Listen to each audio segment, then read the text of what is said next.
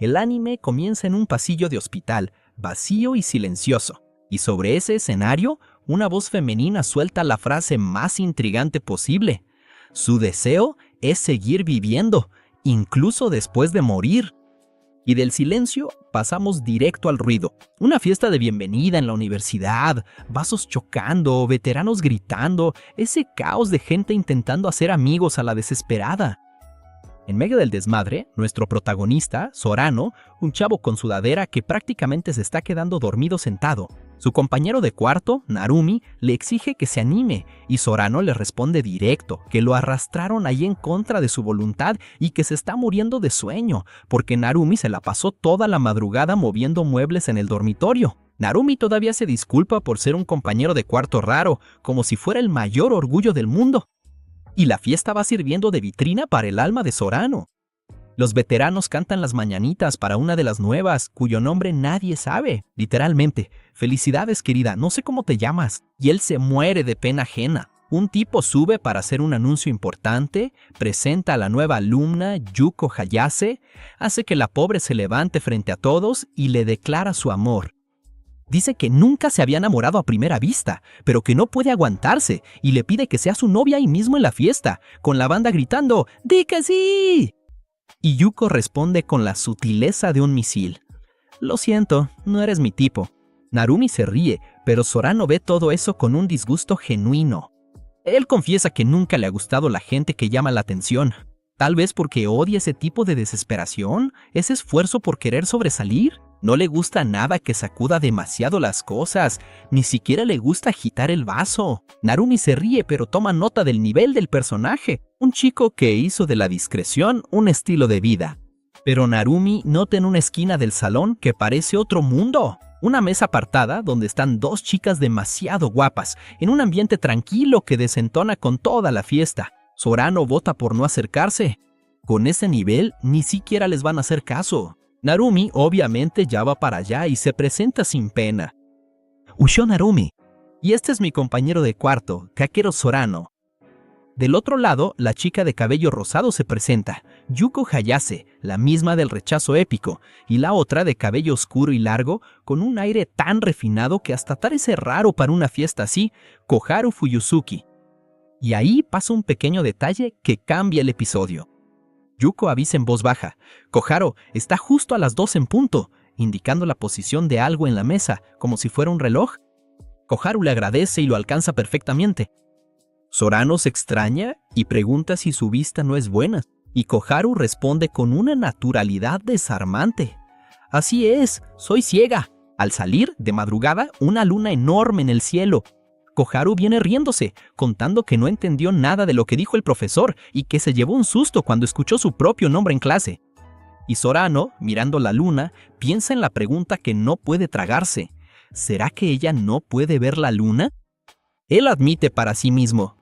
Si perdiera la vista, seguramente no podría ser tan alegre como ella. Mientras los cuatro caminan, Yuko explica su propio papel. La universidad tiene guías estudiantiles, voluntarios que ayudan a los alumnos con discapacidad a desenvolverse en la vida del campus, y ella es una de ellos. Cuenta que conoció a Koharu en la ceremonia de bienvenida y que hoy fue la propia Koharu quien pidió ayuda.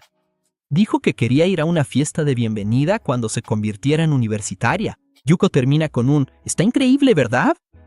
Y Sorano solo logra responder un «Pues sí», medio atorado, porque increíble se queda corto y todavía no tiene palabras para eso. Entonces Yuko activa su modo de Cupido estratega, descubre que Sorano toma la misma clase de ciencias de la computación que Koharu los lunes en la mañana y lanza la propuesta «¿No quieres ser guía estudiantil?»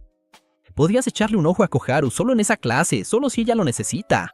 Sorano se queda en blanco en ese momento y, antes de que responda, ocurre un accidente en el camino. En el camino, una bicicleta vieja estacionada justo encima del piso táctil termina cayéndose, con una disculpa medio incómoda de por medio, y Koharu tranquiliza riéndose. Cualquiera tiraría esa bicicleta toda destartalada. El problema es quién estaciona la bicicleta encima del piso táctil. Ella quería que más gente supiera eso. Yuko, que es lista, ya le pide su contacto. Si Koharu necesita algo, cuento contigo. Y por dentro, Sorano confiesa lo que no dijo en voz alta. Él quería explicar que no es bueno para ese tipo de cosas. Y entonces el anime abre el sótano del personaje. Cuando su mamá se divorció, los dos empezaron a vivir de favor en casa de familiares, y encontrar lugares seguros se volvió la habilidad especial del niño. Siempre que él sobresalía, lo odiaban. Entonces aprendió a leer el ambiente y volverse invisible, a no involucrarse, porque así es mejor. Vemos a Sorano de niño en este flashback, y de repente, el chavo que odia a quienes alteran las cosas tiene todo el sentido del mundo. No es exageración, es una cicatriz. El grupo llega al edificio donde vive Koharu y, en la despedida, ¡boom!, fuegos artificiales estallan en dirección a la universidad. Todos miran al cielo y Koharu se asusta con el estruendo y pierde el equilibrio. Sorano la sostiene de los hombros por reflejo y ella le dice sonriendo: «Tus manos están bien calientitas, Sorano». El chico retira las manos pidiendo disculpas. Ella le dice que no pasa nada y el corazón del espectador ya entendió hacia dónde va esta historia. Cuando terminan los fuegos artificiales, él comenta sin pensar: «No se pudo ver, ¿verdad?». Y se corrige de inmediato, todo apenado, pero Koharu responde sin ningún drama: «No, ella no puede ver los fuegos artificiales, pero le gustan mucho». Y un día ella quiere lanzar fuegos artificiales con amigos. A Sorano le quedan dando vueltas dos preguntas en la cabeza durante todo el camino. ¿Cómo se lanzan fuegos artificiales en un mundo donde no se puede ver? ¿Cómo se ven los fuegos artificiales en un mundo donde no se puede ver? ¿Ella estaba mintiendo o diciendo la verdad? Su conclusión: esta persona es muy curiosa. Días después, en la universidad, Yuko le manda un mensaje a Sorano por Line: «Cuida de Koharu». Y ahí está ella, sola en el salón de clases. Sorano se acerca y le dice un «buenos días», y nada. Lo intenta de nuevo y ella responde con un perdido. Entonces le cae el 20. Ella no ve hacia dónde está mirando, así que no tiene manera de saber que el buenos días era para ella. Él corrige: «Buenos días, Fuyuchoki». Y ella pregunta dudando si es Sorano, porque si la persona no dice su nombre, no tiene certeza de quién es. Pero esta vez se arriesgó por el tono. Su voz es característica. La mayoría de las personas hablan en do. La de él es más como un fa. Sorano le pregunta si tiene oído absoluto y Koharu responde que toca piano desde niña. Se le cae su separador de libros, él lo recoge y se lo devuelve. Y ella le agradece con un «de verdad eres una buena persona, Sorano», que duele en el pecho. En clase, operación AND, operación OR, el profesor divagando, Sorano se fija en la máquina que ella usa para tomar notas, una máquina de escribir en braille. Y su monólogo es de una honestidad rara en el anime. Existe su yo que automáticamente piensa: «eso debe ser difícil». Y existe su yo que se da cuenta de ese pensamiento y le duele. Es el retrato perfecto de alguien que está aprendiendo en tiempo real a ver a una persona en vez de una condición. Después de clase, él ya se iba cuando ve que el bastón de Koharu se cae y rueda, y ella lo está buscando en el suelo. «¡Qué mal!», piensa él. En ese momento, él duda por un segundo, quiere pedirle ayuda a alguien y se siente aliviado de que no haya nadie cerca. La chica que habla de su propia ceguera con ligereza también tiene su orgullo, su cansancio, su vergüenza. Sorano regresa. «Fuyutsuki, espera, yo lo recojo por ti». Le da el bastón y ella bromea con ponerle un cascabel. Él le sigue el juego, pero dice que si se calla y se detiene, ya no hará ruido, y ríen. Luego ella le pregunta por la segunda clase. Él dice que no. Entonces ella dice: «¿No quieres matar el tiempo conmigo?». Completa diciendo que Yuko avisó que está ocupada, por Line por cierto, y queda acordado que después ella le muestra cómo se usa. Y los dos van al área de las máquinas de bebidas, donde ocurre el mejor diálogo del episodio. Él se ofrece a comprar, ella dice que puede sola y va directo a la máquina a apretar un botón. Sorano le pregunta cómo eligió. Koharu responde: «es que esta máquina es mía». Y Sorano, sereno: «¿acaso la familia de la señorita Fuyutsuki fabrica estas máquinas?». Koharu se ríe. Riendo, le dice que es un bromista y le pregunta si la creía más seria, que no aguanta chistes. Traga saliva. Entonces ella explica: «mi máquina, a quien no puede ver, una máquina de bebidas desconocida es como una ruleta rusa. Quieres un té con leche y te sale un chiruco». A Sorano le parece divertido. Ella lo corta con un «ay, no es divertido», avergonzándolo. Luego, riendo, dice que a veces sí, pero a diario es un problema. La solución es adoptar una máquina y dominarla. Yuko le enseñó los botones, y cuando Sorano se impresiona de que ella se haya memorizado toda la máquina, Koharu confiesa, solo fue el botón del té con leche y el del azúcar. En la mesa, ella muestra la magia del celular, el lector de pantalla, que lee todo lo que toca. Un toque, lee. 2 toques, selecciona. 2 o 3 dedos cambian la acción. Costó un buen trabajo entrenar, pero el ser humano es capaz de cualquier cosa cuando lo necesita. Para escribir, ella dicta por voz. En la demo, el mensaje de Yuko lo aclara. Koharu, perdón, hoy ya tengo planes. Sus amigas planearon dejarlos solos. Koharu resume su filosofía así. Nosotros, los ciegos, vivimos como todo el mundo. Sorano se queda mirándola, pensativo. Ella puede referirse a sí misma como ciega sin dudar ni un segundo. Él no podría decir que fue criado solo por su mamá con esa misma tranquilidad.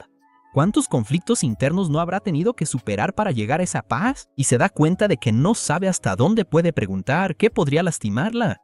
Siente una pared invisible entre ellos, y entonces llega el golpe de realidad. Es una pared que él mismo construyó. Solo era cuestión de preguntar, solo era cuestión de conversar bien. Él lo sabe, sabe que lo sabe. Pero, ¿y el anime muestra a Sorano de niño, sentado solo dentro de un cubo de vidrio en la oscuridad? La pared invisible siempre fue su hogar. Quien rompe el silencio es ella. Sorano, agrégame también. Él tartamudea un OK. Ella le extiende el celular pidiéndole que lea el código QR. Y cuando el contacto de ella aparece en la pantalla del chico, la foto de perfil de Koharu era una flor que Sorano nunca había visto antes. En el pasillo de la universidad, un bastón se le escapa de la mano y cae al suelo. Y Sorano se agacha, lo recoge y se lo devuelve a la dueña. Es Fuyutsuki. Ella le agradece y comenta que fue igualito que la semana pasada, lo que ya indica que no es la primera vez que él hace eso por ella. Un poco después, en la mesa de la terraza, los dos están sentados cuando alguien llega y los saluda. Y Fuyutsuki atina la primera que él es, solo por la voz, es Yuko. Sorano se sorprende y ella explica que la voz de Yuko es tierna, fácil de distinguir, y entonces Sorano se queda con una pregunta torara. Esa duda que todos tienen y nadie sabe si puede preguntar. ¿Será que el oído se vuelve más agudo cuando una persona pierde la vista? Él quería saber, pero piensa que andar preguntando muchas cosas sería grosero. Así que se la guardan. Pero Yuko no se guarda nada. Se sienta y pregunta lo mismo, directo y sin rodeos. Y Sorano se queda ahí, entre el shock y la envidia, pensando que esa persona es la más descarada del mundo por preguntar justo lo que él no se atrevió. Y Fuyutsuki responde tranquilamente. Dice que no es así, que esa historia de distinguir dónde están las cosas por el eco no es posible, pero cuenta que como siempre ha tocado el piano, hasta puede distinguir algunas cosas. Y Yuko sigue indagando. Descubrir que Koharu toca el piano lo cambia todo, porque es justo lo que necesita. Explica que es del comité del festival de la universidad y que va a haber un show de jazz usando el piano del Salón Memorial. Necesita asegurarse de que el sonido esté saliendo bien y Koharu se ofrece de inmediato para revisar la afinación. Entonces Yuko se voltea hacia Sorano con una petición que acompaña a las dos hasta el salón. Él se queja, quiere saber por qué tiene que ir con ellas y ella lanza el argumento decisivo. Él va al dormitorio y el salón está ahí. Hay un letrero que prohíbe el paso. Ella insiste, hace berrinche y Sorano cede refunfuñando que le queda de paso. Yendo al salón, suena el celular de Yuko. Ella contesta, escucha y sale corriendo. Dentro del salón memorial, Sorano la ayuda a sentarse en la banca. Y en cuanto Fuyutsuki pone las manos sobre las teclas, se sorprende. Es un piano de cola. Él no entiende cómo lo sabe, y ella le explica que la sensación de la tecla es diferente. En el piano de cola, las teclas regresan mucho más rápido. Y entonces Sorano hace la pregunta que tal vez ya iba tarde, si se puede tocar aunque no vea. Ella responde que sí es música que memorizó cuando todavía podía ver. Él recuerda que existen pianistas ciegos, y ella le contesta, riéndose, que esas personas están en otro nivel. Ella misma no puede aprender música nueva sin ver. Entonces ella cuenta algo que se queda en la cabeza de uno. Dice que tiene muchos recuerdos y hábitos que le quedaron de cuando podía ver. Cuando está tocando, mira hacia donde estaría la partitura. Si alguien le habla, levanta el rostro. Si sueltan fuegos artificiales, mira hacia arriba y concluye que puede imaginar cómo era cuando veía, y que por eso siente que fue bueno haber tenido un tiempo en el que podía ver. Y Sorano se queda sin saber qué hacer porque no sabe cómo reaccionar. Se queda preguntándose si está bien considerar eso admirable o si reaccionar así sería ofensivo. Él no dice nada. Fuyutsuki confiesa que se pone un poco nerviosa sabiendo que él la va a escuchar tocar. Pregunta si puede empezar. Él dice que sí, y ella toca. Y lo que sale de ahí saca a Sorano del salón. Cuando la música empieza, él ya no está ahí. Está en una playa, siente la arena. Siente el mar subir, lamerle los pies, la espuma yendo y viniendo, y allá abajo, en el agua, delfines cruzando el azul. Cierra los ojos y se deja llevar. Y cuando vuelve en sí, solo puede pensar en una cosa: ella es muy buena. Cuando ella termina y le pregunta qué le pareció, Zorano intenta hacerse el entendido y dice que Bach es muy bueno. Ella responde que no era Bach, él dice que era Mozart. Ella le dice que ni cerca estuvo. La pieza se llama Mar de Arabia, de una compositora llamada Harumi Fuki, y la tocan mucho en concursos de piano. Ella misma la tocó en quinto de primaria y confiesa un truco: le gusta tocarla más despacio de lo que indica la partitura. Y Zorano deja de aparentar, le dice sinceramente que toca muy bien y que es increíble poder tocar una pieza así desde la primaria. Ella le agradece, contenta, y le pide tocar un poco más. Después de revisar todo, ella da el veredicto: el piano necesita una afinación ligera, pero se puede tolerar así. Y luego agradece, no solo por el piano, sino también por cuando se le cayó su bastón, y cuenta algo que parte el corazón. Ella tuvo la sensación de que él volvería a recogerle el bastón, y sí lo hizo. Eso la hizo muy feliz. Zorano intenta esquivar el tema, argumenta que no había manera de que ella supiera que sería él, y Fuyutsuki solo responde simple, que sí fue él. Y entonces ella se sincera, dice que quería tomar té en la terraza otra vez con él, pero le dio pena invitarlo en el salón de clases, y que fue muy bueno poder platicar así con él de nuevo. Y Zorano, sin hacer un drama de eso, señala lo obvio: los dos ya se agregaron en la app de mensajería. Ella puede simplemente mandarle un mensaje. Ella pregunta, con cuidado, si no hay problema. Él dice que no. Unos días después, en una clase de psicología, el profesor explica que la afinidad entre personas puede intensificarse con una facilidad sorprendente, por fenómenos como el efecto de mera exposición y el efecto del puente colgante. Uno se encariña con quien ve muchas veces y confunde la aceleración del corazón causada por el miedo con euforia. Y Zorano se queda dándole vueltas a eso. Piensa en las personas que uno ve muchas veces y bromea consigo mismo que, si es por eso, en cualquier momento va a terminar enamorándose de Narumi, el compañero con quien comparte cuarto. Él mismo se burla de la idea, pero admite que vivir en el mismo cuarto realmente le hizo pensar que los dos se llevan bien. A mitad de esa misma semana, por la tarde, su celular suena con un mensaje de ella. Fuyutsuki le avisa que parece que se puede entrar al Meiji Maru y le pregunta si él también quiere ir, y Zorano rezocua. Apenas dijo que ella podía mandarle mensaje y justo eso es lo que pasa. Pero ni modo. Y el tal Meiji Maru es lo siguiente: la universidad tiene una carrera que forma oficiales de la marina y quizá por eso tiene un velero entero plantado en tierra firme. Es una reliquia cultural importante. Al llegar ahí, él la llama, se identifica, avisa que ya llegó, y ella responde su nombre emocionada, y el corazón de Zorano late con fuerza. Pero justo acaba de estudiar eso, así que ya tiene la explicación lista. Eso solo puede ser el efecto del puente colgante. Le agradece a la clase de psicología. Quiere saber qué le dio por querer entrar al barco de la nada. Y ella cuenta: normalmente hay una reja de acero frente a las escaleras y nadie entra, pero como tenía muchas ganas, fue a preguntar a la secretaría y descubrió que ese día estaba abierto para visitas. Y ella le pregunta si no le da curiosidad. Si no entra mientras estudia ahí, puede que nunca lo logre en la vida. Zorano responde seco que es del tipo que podría pasar toda la vida sin entrar. Ella protesta diciendo que sería un desperdicio y pregunta si entrar a un barco de la era Meiji no le emociona, que parece una aventura. Y entonces Zorano se queda callado porque se da cuenta de algo sobre sí mismo. Si dependiera de él, aunque quisiera, se quedaría solo con las ganas. Él se rendiría en el primer obstáculo, en ese momento de pensar cómo se hace para entrar a un lugar así. Ni siquiera llegaría a preguntar en la secretaría. Y concluye, con una admiración medio dolorosa, que eso no tiene nada que ver con ver o no ver. Fuyutsuki es increíble. Ella es una persona increíble. Entonces le dice que irá con ella. Ya dentro del barco, Zorano se sorprende de que un barco así existiera antes, pero ahí adentro hay muchos escalones, muchos obstáculos para ella, así que hace lo único que puede. Describe. Entonces ella pide ir hasta la proa. Él le dice que tenga cuidado, y cuando ella llega a la punta, con el viento soplando, dice que hasta parece que está navegando de verdad. Él le pregunta si quedó satisfecha, y ella le responde con otra pregunta: ¿cómo es el paisaje visto desde ahí? Y Zorano describe de nuevo. Habla de la barra amarilla que sale de la proa llamada Grupés. Del lado derecho se puede ver el mar, del lado izquierdo los árboles de la universidad moviéndose con el viento. Y a esa hora no hay nadie caminando por ahí, y Fuyutsuki cierra los ojos y dice que es maravilloso, que está segura de que es un lugar increíble. Sorano admite que también se sorprendió de que existiera un lugar así dentro de la universidad. Ella le agradece, dice que fue muy bueno haber podido entrar. Él cuenta que tuvo una experiencia increíble, y ella dice que se siente aliviada. Se sentiría mal si solo ella se estuviera divirtiendo, y cuando los dos ya estaban por salir, ella se acuerda de algo, extiende los dos brazos abiertos allí en el barco, sintiendo el viento, y le pregunta a Sorano si alguna vez ha visto una película llamada Titanic. Él dice que cree que sí, en la secundaria, cuando la pasaron en la tele.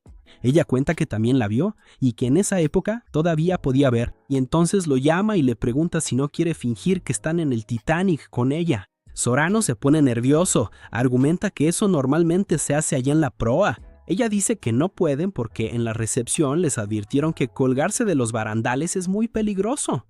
Él intenta decir que entonces no tiene que ser ahí, y ella termina la discusión con una frase que desarma a cualquiera.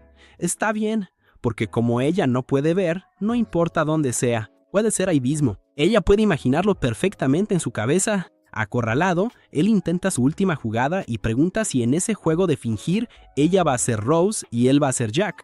Y ella, súper emocionada, se mete en la onda y hasta promete cantar la canción principal para animar la situación. Y Sorano se da cuenta del lío en el que se metió. Ella abre los dos brazos, igualito que la escena, y va caminando hacia atrás para tomar posición. Solo que ella no ve dónde pisa. Y ella se cae hacia atrás con los ojos cerrados. Él agarra en el último segundo antes de que se golpee con la cubierta. Y los dos terminan sentados ahí mismo en el piso de madera con el corazón a 1000 por hora. Ella se disculpa apenada, dice que terminó haciendo un ruido raro en el momento. Y él, todavía más apenado, dice que el que tiene que pedir disculpas es él. Y ahí va Fuyutsuki, todavía en el suelo, lamentando que si hubiera aguantado solo un poquito más, habría logrado fingir que estaba en el Titanic. Y Sorano suelta el aire. ¡Ese estuvo cerca! Esa noche, Sorano se despierta gritando que está volando. Y Narumi, en la cama de al lado, le pregunta si lo despertó. Y Sorano se queda ahí, dando vueltas, sin encontrar lo que busca, preguntándose si ese sueño también sería efecto del puente colgante, y si toda la culpa no sería de esa aventura en el barco. Al día siguiente, el cielo se abre en lluvia, y yendo a clase bajo el paraguas, Sorano ve una figura en el puente. Es ella, caminando sola bajo la lluvia, con el bastón en una mano y el paraguas en la otra. Él corre, la llama, le pregunta si está bien. Ella reconoce su voz, quiere saber qué hace ella ahí, y ella dice que estaba dando una caminata en medio de toda esa lluvia, y entonces explica el verdadero motivo. Ella quiere hacer todo lo que pueda por sí sola. Sorano ve que tiene las dos manos ocupadas y le ofrece ayuda. Él le lleva el paraguas. Ella duda y él le dice que ya está ahí de todos modos. Ella le da las gracias. Y los dos siguen caminando juntos bajo el mismo paraguas. Ella comenta que él es muy amable y él lo niega de inmediato, todo apenado, diciendo que solo coincidió que la vio pasar con las dos manos ocupadas. El silencio de la lluvia lo invade todo y Sorano intenta romperlo. Sugiere que entren por la puerta principal y crucen por el primer edificio, pero Fuyutsuki lo llama por su nombre y suelta la pregunta: ¿y si los dos se llamaran por su primer nombre? Sorano casi deja caer el paraguas y ella justifica: ya hace un mes que se conocen y él es tan amable, la ayuda tanto. Ella sugiere que podría ser un apodo y se arriesga con un Koharum. Y él entra en pánico total, dice que de ninguna manera, que solo puede llamarla por su apellido. Y entonces ella se disculpa diciendo que no está sosteniendo bien el paraguas. Él se detiene, la mira y ella, en voz baja, pregunta si los dos caben bien debajo de ese paraguas. Y él responde que sí. Y entonces, con la lluvia cayendo alrededor de los dos, Fuyutsuki cierra el tema a su manera. Dice que él puede seguir llamándola Fuyutsuki como siempre. Él está de acuerdo, pero pregunta si ella puede llamarlo Kakeru. Y él dice que sí. Ella le agradece y lo llama por su nombre por primera vez, invitándolo a seguir caminando. En una mañana como cualquier otra, ahí están Kakeru y Koharu presentes en la máquina de bebidas de siempre. Solo que esta vez, la máquina simplemente decide no aceptar la bebida que Koharu siempre elige. Al notar el problema, Kakeru de inmediato se ofrece para echarle una mano. Pero en vez de aceptar la ayuda, Koharu aprieta cualquier botón al azar en la oscuridad y dice que decidió ser un poco más aventurera ese día. Esa actitud toma completamente por sorpresa a Kakeru. Después de eso, él va a la mesa de siempre en la terraza. Es ahí cuando se da cuenta de que pasar ese tiempo a su lado ya se volvió una parte oficial de su rutina. Poco tiempo después, Koharu llega con la lata en la mano. Ella toma un sorbo tímido y enseguida pone una cara de disgusto, confesando que de plano no puede tomar refresco. Como no quería desperdiciar, le pide a Kakeru que termine la bebida por ella. Siente el drama. Él duda un segundo porque es el mismo vaso, pero al final acepta. Justo después, Usho y Yuko aparecen. Usho cuenta que se encontró a Yuko después de clases y pensó que sería buena idea que los cuatro pasaran un rato juntos. Koharu aprovecha el momento para sugerir ir a un karaoke. Yuko comenta que su amiga siempre ha querido conocer uno y Usho se apunta a la idea de inmediato, súper emocionado. Mientras el grupo busca un lugar, Kakeru ya empieza a ponerse súper nervioso con la posibilidad de tener que cantar. Yuko es la primera en tomar el micrófono y ya de entrada impresiona a todos. Cuando Koharu le pregunta la opinión a Kakeru, él elogia la voz de su amiga, aunque en realidad estaba mucho más preocupado por estar sentado ahí, bien cerquita de Koharu. Después es el turno de Usho de cantar, dejando a Kakeru con la boca abierta una vez más. Cuando terminan, Koharu llama a Kakeru para que cante. Él intenta zafarse de todas las formas y le pide que ella vaya primero. Solo entonces se da cuenta de que Koharu no puede elegir una canción sola en la pantalla. Yuko le echa una mano y Koharu elige una canción sobre fuegos artificiales, que es una de sus favoritas. Ahí es cuando el momento brilla. En cuanto ella empieza a cantar, toda la sala queda en absoluto silencio. Su voz encanta a todos ahí, y cuando la canción termina, los aplausos estallan con todo. Con una sonrisa en el rostro, Koharu le pasa el micrófono a Kakeru. Él intenta escaparse porque sabe muy bien que canta pésimo, pero al final cede ante la presión. Sin pensarlo mucho, elige una canción bastante sencilla. El problema es que justo escogió una canción de amor. En cuanto empieza a cantar, Kakeru se da cuenta de que su voz es peor de lo que él mismo recordaba.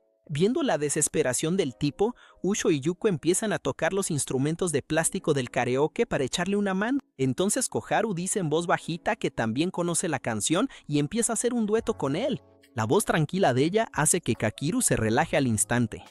Poco a poco, se le olvida la pena y empieza a disfrutar de verdad ese momento junto a sus amigos. Kakeru y Koharu están de vuelta en el lugar de siempre. Después de unos buenos minutos en silencio, Koharu le pregunta si todavía anda por ahí. Kakeru bromea diciendo que estaba camuflando su propia presencia, sacándole una buena risa a ella. Mientras Koharu vuelve a la lectura, Kakeru se da cuenta de cómo se han vuelto grandes amigos y de cuánto le gusta esa compañía. Lleno de curiosidad, él le pregunta qué está leyendo. Koharu solo levanta el libro hacia él y dice con toda tranquilidad que el título está escrito en la portada. Kakeru sonríe y le recuerda un pequeño detalle: él no sabe leer braille. Ella se ríe y le explica que el libro es el diario de Ana Frank. Kakeru finge conocer la obra de principio a fin, lo que pone a Koharu toda emocionada, pero pronto se rinde y admite que nunca la ha leído. Entonces le lanza la pregunta: ¿le gusta la historia?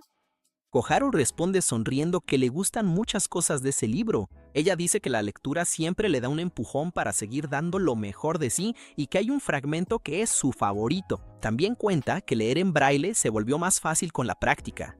Y el detalle es que, aunque puede escuchar audiolibros, todavía prefiere sentir las páginas con sus propias manos. Entonces le entrega el libro a Kakeru y lo invita a intentar leer un poco. Kakeru hojea los libros fingiendo que entiende algo de todo eso. Después de un rato, encuentra un separador de páginas y pregunta qué está escrito ahí. Koharu sonríe y dice que ella misma hizo el separador. Su esperanza es que algún día Kakeru aprenda braille solo para poder leer ese mensaje. Entrando en el juego, él responde que lo leerá el día que tenga ganas de aprender braille. Esa respuesta hace que Koharu haga un puchero de insatisfacción en ese momento. Poco después, ella cambia de tema y le pregunta si le gustan los fuegos artificiales. Kakeru se ríe y comenta que ella ya le había hecho esa pregunta antes. Luego cuenta que nació en Shimonoseki, la ciudad de uno de los festivales de fuegos artificiales más famosos de Japón. Recuerda que sus papás lo llevaban de niño, pero al ser bajito y entre tanta gente, apenas veía las luces. Ese final inesperado hace que Koharu se ría, pues esperaba algo más emocionante. Kakeru intenta explicarse diciendo que es súper normal que esté lleno, ya que el festival es uno de los mejores del país. Koharu confiesa que le gustaría vivir eso algún día. Kakeru le advierte que se llena de gente, pero ella dice que ese es el mero encanto de los festivales. Dice que los fuegos artificiales son tan bellos que logran que miles se detengan a admirar el cielo juntos. Al escuchar a su amiga, Kakiru imagina cómo será el mundo desde su perspectiva. Sin importar cuánto tiempo pasen, Koharu siempre logra sorprenderlo. Luego, la curiosidad le gana y le pregunta cómo hizo ese marcador. Koharu explica que usó una impresora especial de braille. Mientras toca los relieves, Kakiru queda muy impresionado de cómo las personas ciegas leen esos puntos. De pronto, la conversación se vuelve profunda. Koharu le pregunta si ha hecho una lista de cosas por hacer antes de morir. Tras pensarlo, Kakiru responde que le gustaría ganar la lotería y pasar los días leyendo en su casa, pero luego nota que eso suena a sueño lejano más que a metas reales. Es ahí cuando Koharu comenta con total calma que cualquiera puede irse de este mundo en cualquier momento. Esa respuesta toma a Kakiru totalmente desprevenido, como en una película. De pronto un viento fuerte se lleva el separador. Kakiru corre tras el papel, pero este termina volando sobre el techo del edificio contiguo. Ya fue. Sin poder recuperarlo, vuelve desanimado y se disculpa mucho por perder el regalo. Koharu solo sonríe y le dice que no se preocupe, porque ella ya se sabía el mensaje que estaba escrito ahí. Como si nada, ella cambia de tema y le pregunta a Kakiru si conoce el club de fuegos artificiales. En el campus hay un muelle y Kakiru pensaba que era por la banda de navegación. Sin darse cuenta, termina acompañando a Koharu hasta allá, diciéndose que solo va porque se siente culpable por el marcador. En el camino, Koharu confiesa que no quiere depender siempre de Yuko. Y en ese momento, Yuko probablemente estaba trabajando en su turno en una cafetería. Con una sonrisa, dice que su amiga es muy simpática y que siempre trae un rico olor a café. Al llegar al club, Koharu pide a Kakiru que describa el lugar. Él dice que se ve increíble para disimular, aunque en realidad está viejo y descuidado. Esa respuesta educada divierte mucho a Koharu. Francamente, Kakiru admite que el lugar parece bodega abandonada más que un club. El sitio se ve sospechoso, pero Koharu le pide tocar la puerta. Kakiru lo hace, pero nadie responde. Al intentar irse, aparece Yuichi y se llevan una sorpresa. Él es el presidente y único miembro del club. Curioso por la pareja, Yuichi pregunta el motivo de la visita. Cuando se entera de que Koharu es ciega, comenta que es su primera vez conociendo a una persona con discapacidad visual que guste de los fuegos artificiales, pero nota que oírlos también es una forma muy chida de disfrutar el momento. Koharu pregunta directamente si el club puede lanzar fuegos artificiales en la universidad. Dice que los escuchó cerca hace tiempo y que sueña con lanzarlos ella misma. La petición sorprende a Yuichi. Todo se vuelve serio. Él advierte sobre el peligro de la pirotecnia y levanta el brazo, mostrando sus cicatrices, marcas que solo Kakiru puede ver. Al ver que Koharu no entendía el gesto, Yuichi deja de explicar y entra al galpón, dejándola muy confundida. De camino de regreso, Koharu pregunta si pasó algo ahí que ella no logró notar. Kakiru le cuenta la verdad y explica que Yuichi estaba mostrando cicatrices en los brazos. Ella se pone un poco triste por eso. Comenta que él podría haber encontrado otra forma de explicar la situación, en vez de simplemente rendirse. Es ahí cuando Kakiru se da cuenta de cómo la mayoría de las personas depende tanto de la vista que terminan olvidando que existen otras maneras de comunicarse. Aún así, Koharu dice en voz baja que el sueño de lanzar fuegos artificiales algún día sigue en pie. Entonces ella mira en dirección a Kakiru, sonríe y sugiere que los dos lo hagan juntos. El chavo se niega de inmediato, pero Koharu insiste y cuenta que escuchó sobre una tienda especializada en fuegos artificiales allá en Asakusabashi. Con una sonrisa traviesa, le recuerda a Kakiru que todavía le debe un favor enorme por haber perdido su separador de libros. Totalmente sin salida, él pregunta cuándo van a hacer esa visita. Al ver que logró convencer a su amigo, Koharu sonríe toda satisfecha con la victoria. Más tarde, ya de noche, Kakiru anda de un lado a otro en su propio cuarto. Como quedaron de visitar la tienda justo al día siguiente, el chavo ya hasta empieza a pensar en qué ropa se va a poner. Justo en ese preciso momento, su celular suena. Al ver el nombre de Koharu en la pantalla, contesta de un brinco, imaginando que tal vez había pasado algo. Del otro lado de la línea pasan unos segundos de silencio. Después de ese suspenso, ella explica que solo llamó porque se le olvidó acordar la hora y el lugar del encuentro. También admite que, de la nada, se puso nerviosa. A Kakiro le parece súper raro ya que los dos platican prácticamente todos los días. Koharu responde que hablar por teléfono es muy diferente y que eso la pone mucho más apenada. Solo de imaginarse a Koharu sonrojada del otro lado de la línea, Kakiro se da cuenta de que él también se puso todo apenado. Para tratar de aliviar el ambiente, bromea diciendo que él también está apenado y sugiere que mejor acuerden de una vez la hora. Enseguida, él le ofrece llevarla en coche hasta su departamento. Koharu rechaza de inmediato, diciendo que eso arruinaría por completo el ambiente de la cita. En cuanto se da cuenta de la palabra que usó, se pone completamente apenada. Kakiro todavía intenta arreglarlo, diciendo que eso no era una cita, que solo iban a hacer compras. Pero Koharu responde rápido que salir juntos así es exactamente lo que la gente llama una cita. Sin poder ocultar el pánico y la vergüenza, ella le pasa rapidito la hora y el lugar donde se van a ver y cuelga. En cuanto escucha el sonido de la llamada terminada, Kakiro se tira en la cama, se cubre la cara con las manos y se da cuenta de que simplemente no puede dejar de sonrojarse. Y esa cita que Kakero decía que no era, por fin llegó. El cuerpo revela lo que la boca niega. La mañana del gran día, el chavo se bañó súper bien mucho antes de ver a Koharu, y Narumi, su roomie, lo cachó de inmediato. Narumi lo molesta sin piedad.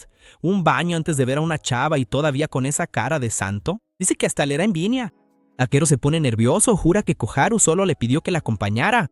Entonces Narumi encuentra el punto débil y le dice a Kakeru, gallina, como 10 veces seguidas solo para ver a su amigo hervir. Y mira el poder de un apodo bien puesto, güey. Le llegó tan hondo que de camino a la cita a Kakeru le dieron unas ganas absurdas de comer pollo. Pero no todo en esa conversación fue broma.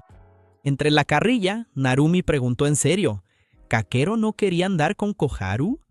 Y Kakero se desentendió de inmediato. Dijo que solo platican, que nunca se había puesto a pensar en eso. Pero el problema real, confiesa, es otro y más profundo. No sabe qué hacer con la ceguera de ella, y duda ser tan bueno en eso como Narumi. Ahí se sincera sobre sus dudas. No sabe cómo tratar a alguien ciego, si tocar el tema de la vista, ofrecerle la mano o preguntar de todo. Siempre se traba, temiendo que el ambiente se ponga raro. Narumi, que ya lo vivió, le da un gran consejo. Peor que preguntar es poner distancia entre los dos. Y ahí va Kakero a la cita. Al llegar, hace lo correcto. Llama a Koharu por su nombre y se identifica, porque ella no lo reconocerá de lejos. Se disculpa por la tardanza. Koharu, muy lista, bromea que lleva esperando 2 horas. Kakeru casi se lo cree y se siente culpable, hasta que ella le dice, riendo, que solo jugaba. Ahí pasa el primer tropiezo tierno. Akero señala y dice, ¿es por aquí? Y Koharu, obvio, pregunta, ¿por aquí dónde? Se da cuenta de que señalar con el dedo no sirve de nada. Se corrige, hacia el lado de tu mano izquierda.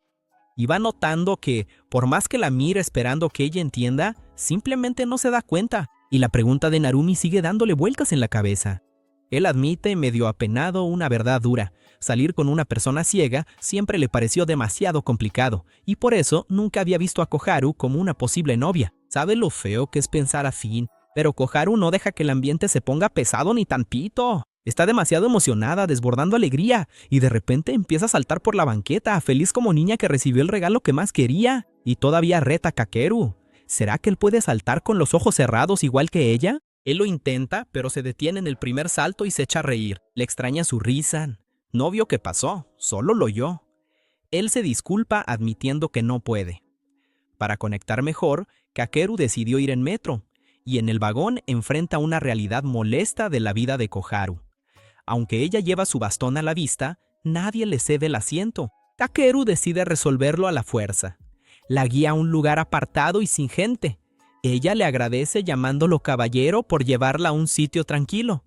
Él, apenado, lo niega todo. Para él no fue amabilidad, solo hizo lo obvio. Aquí surge el tema central de la serie, los fuegos artificiales. Kakeru le pregunta por qué desea lanzarlos si no puede verlos, y la respuesta de Koharu es toda una lección. No disfrutamos los fuegos artificiales solo con los ojos. Escuchas el boom explotando allá arriba, hueles la pólvora y oyes a todos soltando ese ¡ah! Al mismo tiempo, y ella le enseña a Kakeru a cerrar los ojos y disfrutarlo con todo el cuerpo. Él, realista, dice que le basta una estrellita en la mano, y entonces ella explica de dónde nace ese deseo. Y es aquí donde el corazón se aprieta. Cuando era niña y todavía podía ver, iba a ver los fuegos artificiales con su familia, pero ese deseo tan terco de lanzar fuegos artificiales por su cuenta surgió tras perder la vista. Kakeru no lo entiende, y ella lo explica a su manera. Es un deseo de esforzarse, de poder hacer algo sola, de no quedarse solo escuchando a los demás contar cómo fue. El vagón se va llenando y Kakeru se pone frente a ella, haciendo de escudo. Koharu se da cuenta y le agradece por protegerla, pero la parte que duele viene en la calle. Un tipo distraído, con la cabeza en el celular, choca con Koharu y sigue de largo, fingiendo que no pasó nada. Kakeru se enoja y ya va a reclamar, pero es Koharu quien lo detiene, jalándole la manga de la camisa. Ella dice que está bien, que eso pasa todo el tiempo, que el tipo seguro recibió un mensaje importante y le pide que no se enoje tanto. Kakeru respira hondo y se traga la rabia. Para calmarse, se detienen en una cafetería. ¿Y quién aparece para atenderlos? Yuko, esa amiga que está en todas partes de la historia trabajando ahí. Ella reconoce a la pareja y ya empieza a molestar. Tú y Koharu, Kakeru, todo rojo, hace el pedido a las carreras. Y Yuko todavía se autoinvita al plan de los fuegos artificiales. Yuko no pierde la oportunidad de meter su cuchara. ¿Cuándo fue que estos dos se volvieron tan cercanos? A Koharu se le sale que Kakeru anda sonriente, lo que sorprende a Yuko, que creía que él siempre estaba de malas. Entonces a Koharu se le ocurre algo arriesgado. Pide tocarle la cara a Kakeru para sentir la sonrisa que no puede ver. Kakeru se niega de inmediato, completamente apenado. A la hora de hacer el pedido, en un momento delicado, de esos del día a día que los que vemos ni nos imaginamos, Koharu avisa que no puede ver el menú. Se siente un segundo medio incómodo ese silencio raro, hasta que Kakeru se da cuenta y empieza a leerle las opciones en voz alta. Kakeru todavía le ayuda a encontrar la taza en la mesa y le avisa con cuidado que está caliente. ¡No sirvió de nada! Ella le da el primer sorbo de todos modos, se quema un poco y pone una de esas caritas tiernas de quien se apresuró. Kakeru casi se le escapa una risa. Y aquí el anime suelta la frase más bonita que pasa por la cabeza de Kakeru. Él se da cuenta de que los ojos de Koharu nunca encuentran los suyos de verdad, nunca se van a cruzar, pero que aún así, de vez en cuando, da esa impresión de que los dos se miraron. Y cada vez que esa ilusión sucede, el corazón de Kakeru late más rápido y siente una sensación bonita y nerviosa en el pecho. El ambiente entre los dos se va volviendo cada vez más ligero. Él le ofrece una mordida de su lunch, ella lo provoca preguntando con picardía si se la va a dar en la boca, él lo niega de inmediato, muerto de vergüenza, y ella todavía le dice que es un tacaño. Luego, ella comenta algo más serio, no le gusta que la miren mientras come. Kakeru dice haber escuchado que muchas chicas se sienten así.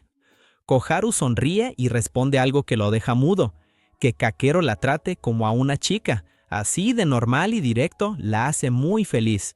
Él se queda sin palabras. Esa sonrisa, piensa él, es pura maldad. Y es después de eso que Kakeru finalmente reúne el valor para hacer la pregunta que tuvo atorada en la garganta durante todo el episodio. Con todo el cuidado del mundo, avisándole que no tiene que responder si no quiere, él le pregunta qué es lo que ella ve ya que no puede ver. ¿Es oscuridad total?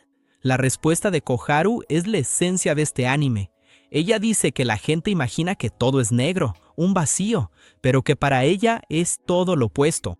Para ella es como estar dentro de una niebla translúcida, casi blanca, luminosa. Y es justamente de ahí, de esa noche transparente, que viene el nombre de esta historia. Después del café, los dos finalmente encuentran esa tienda especializada solo en fuegos artificiales. Koharu se maravilla solo de escuchar el tamaño y la cantidad de cosas del lugar y pregunta, curiosa, ¿qué tipos de fuegos hay ahí? Y Kakeru vuelve a hacer los ojos de ella. Empieza a describir los estantes uno por uno. Los que suben al cielo están a la derecha. Los más populares son los de varios disparos, que van de 10 hasta 30 tiros. Y ya que van a hacerlo, los dos eligen el más potente de todos, el de 30 disparos. Luego, él describe los fuegos artificiales de silbido, que suben haciendo fiu y explotan haciendo bam. Y Koharu quiere esos sí o sí. Kakeru sigue con el recorrido. Fuegos de chispas, de humo, de luz. Koharu quiere de todo y recuerda, muy segura, que el presupuesto es de 1.000.000 de yenes porque no se puede subestimar al conglomerado Futsitushi y le pide a Kakeru que cargue las bolsas. Ya con las compras hechas, Kakeru le pregunta qué quiere hacer ahora y entonces se le escapa. Le pregunta si quiere seguir con la cita. Koharu, pícara, dice, ¿entonces no es una cita? Y él responde rápido, es broma, pero las bolsas están pesadísimas, así que sugiere volver. Koharu bromea que si van cargando tanto fuego, la policía los detendrá por posesión de material peligroso. Y Kakeru le responde al instante que en esa historia, la que está detrás de todo el desmadre es ella misma. Sin darse cuenta, Kakeru va notando algo. Hacer reír a Koharu cada vez le parece más divertido. Para regresar, es Koharu quien propone la guerra. Ella quiere irse en autobús acuático, y Kakeru se apunta a la idea de inmediato. Hasta se acuerda, medio nostálgico, que en su tierra había una balsa que iba hasta Mojico, el autobús acuático, que recorre el río Sumida, pasa por Asakusa y llega hasta la bahía de Tokio. Y por dentro, sin decir nada, Kakeru ya empezó a pensar como ella, que aunque no pueda ver, se puede disfrutar el barco por el sonido del agua cortándose y por el viento pegando en la piel. Kakeru le describe todo a ella, el primer piso, que es una cabina cerrada, y el segundo, que es un deck abierto allá arriba. Koharu quiere el deck, obvio. Pero hay un problema. La escalera para subir al deck es angosta y el barco se mueve en el agua. Es peligroso. Y entonces, sin hacer ningún drama, Kakeru hace lo que tiene que hacer. Le extiende la mano y le pide la suya. Y cuando las manos de los dos se encuentran, Koharu nota algo que ya había notado una vez antes. La primera vez que él la tocó. Las manos de Kakeru están bien calientitas. Allá arriba, con el viento en la cara, Koharu está radiante. Dice que ni se imaginaba que él haría todo eso por ella. Y Kakeru casi suelta que siempre estaría disponible para salir con ella cuando ella quisiera, pero se traga la frase de sorpresa en el último segundo. Por dentro, se queda con una pregunta nueva. ¿Será que si es con Koharu no le importaría involucrarse más, bajar toda esa guardia que siempre ha mantenido? Y llega a una conclusión con una honestidad rara. Él mismo todavía no sabe la respuesta. Entonces ella pregunta si la vista es bonita. Ella se había dado cuenta de que Kakeru se quedó calladito un rato y pensó que era porque estaban mirando el paisaje. Ella no puede ver, pero dice que igual se está divirtiendo y cuenta que de cuando todavía podía ver, guarda el recuerdo de ese mismo lugar, solo que en un día nublado. Y Kakeru hace lo más bonito de todo el episodio. Él le describe el día de hoy con detalle. Le dice que el clima está despejado, que el cielo está azul, que ese azul se refleja en el agua del río y que todo está muy bonito. Koharu le agradece de corazón por contarle todo eso. Y Kakeru, con una media sonrisa, bromea que hoy sí se ganó la famosa licencia de amabilidad nivel 2. Y entonces llega el instante que lo dice todo sin una sola palabra. El barco se desliza por el agua, la música invade la escena y Kakeru, en silencio, se voltea solo para mirar a Koharu a su lado. El sol de la tarde le da en la cara, el viento le mueve el cabello y el chico se queda ahí, paralizado, sin ninguna reacción, simplemente admirándola. Es como si en ese segundo suspendido, esa chica hubiera entrado de puntitas en su vida y abierto una rendija de luz en ese mundo cerrado, ese cuartito oscuro que Kakeru siempre ha llevado encerrado por dentro. Es la escena exacta en la que al enamorado por fin le cae el 20. Y lo mejor, no necesita decir nada. Al final de todo, con el viento soplando fuerte y rico en el deck, Koharu se voltea y le agradece por haberla llevado hasta ahí. Y Kakeru, que pasó todo el día jurando con todas sus fuerzas que eso no era una cita, le responde bajito, casi para sí mismo, que en realidad el que tiene que agradecer es él. Y fue exactamente así, sin que ninguno de los dos tuviera el valor de decirlo en voz alta, como sucedió la primera cita en la vida de ambos. Después de la cita, Koharu regresa a casa y por pura costumbre enciende la luz apenas entra a su cuarto.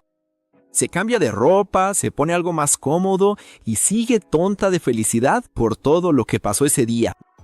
Poco después, escucha a su mamá llamándola para cenar y sale del cuarto. En la mesa, su mamá, Haruka, sirve la comida y le va explicando dónde está cada plato para que Koharu pueda comer sola. Aún así, un poco de comida termina quedándose en la comisura de su boca y Haruka la limpia con todo el cuidado. En el fondo, a Koharu siempre le da pena porque piensa que hace un desastre al comer y fue exactamente por eso que evitó comer frente a Kakeru. Su mamá sonríe y comenta que la cita debió haber estado muy bien porque notó que su hija se esmeró mucho más de lo normal en su arreglo. Pensándolo bien, Koharu ve que su mamá tiene razón. Realmente se esmeró con la ropa y el maquillaje porque quería mostrarle una versión aún mejor de sí misma a Kakeru. Y solo de imaginar que a él le pudo haber gustado cómo se veía, se derrite toda y admite que le encantó la cita. Después de la cena, regresa a su cuarto y enciende la luz de nuevo, ese hábito que sigue siendo parte de su rutina. Y empieza a pensar en cómo su ceguera siempre ha influido en la forma en que la gente la trata. Tal vez sea por eso que nunca ha podido hacer muchos amigos. Aún así, está agradecida por el esfuerzo que hace Kakeru para entenderla. Recuerda lo cuidadoso que fue al preguntarle sobre su ceguera. Fue la primera vez que alguien le preguntó eso directamente, así que ella explicó todo con calma. Y cuando él reaccionó con un pequeño sonido de sorpresa, a Koharu le pareció muy tierno. Imaginó que él estaba siendo considerado con sus sentimientos y le gustó aún más. Reviviendo ese día, Koharu piensa que mucha gente cree que ser ciega debe ser dificilísimo, pero piensa eso solo porque nunca han convivido con alguien en esa condición. Para ella, eso ya es parte de la vida y parece lo más normal del mundo. Ella recuerda lo devastada que quedó cuando descubrió que algún día perdería totalmente la vista, pero con el tiempo aprendió a lidiar con la discapacidad y volvió a hacer prácticamente todo lo que hacía antes, solo que de una manera diferente. También puede vivir como cualquier chica de su edad, gracias a las adaptaciones hechas para personas con discapacidad. Ella sabe que todavía hay cosas que no puede hacer, pero cree que también podrá superar esos desafíos. Aprendió a pedir ayuda cuando la necesita y, al mismo tiempo, fortaleció su voluntad de ser cada vez más independiente para no preocupar a los demás.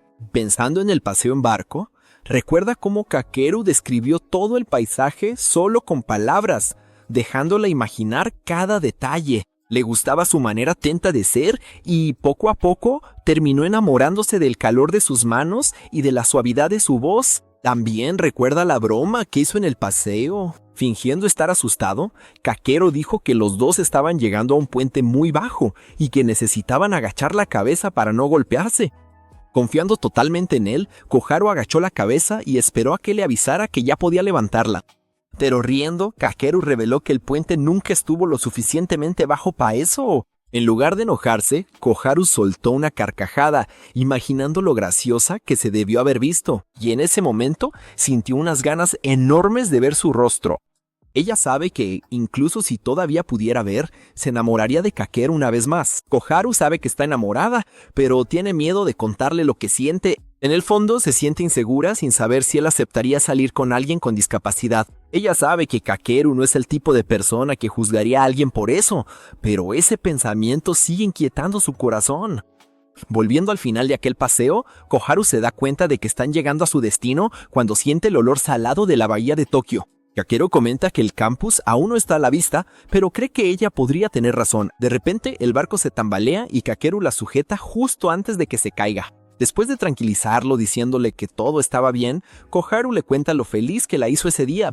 Y recordando todo, se pregunta si habría tenido el valor de declararse si todavía pudiera ver. Al final, concluye que probablemente seguiría teniendo miedo, porque confesar los propios sentimientos siempre da miedo. Aún así sonríe al darse cuenta de que todavía puede vivir un gran amor a pesar de ser ciega. Pero la inseguridad vuelve pronto cuando piensa en los sentimientos de Kakeru. Ella no tiene idea de lo que él siente, ya que él nunca toma la iniciativa de mandar mensajes. Poco a poco, el miedo a ser rechazada de nuevo se apodera de ella, y al sentir extraño experimentar tanta felicidad y tanto dolor al mismo tiempo, termina quedándose dormida entre lágrimas. A la mañana siguiente, Kakeru, Ushio y otros alumnos participan en el entrenamiento obligatorio de remo para los estudiantes del dormitorio.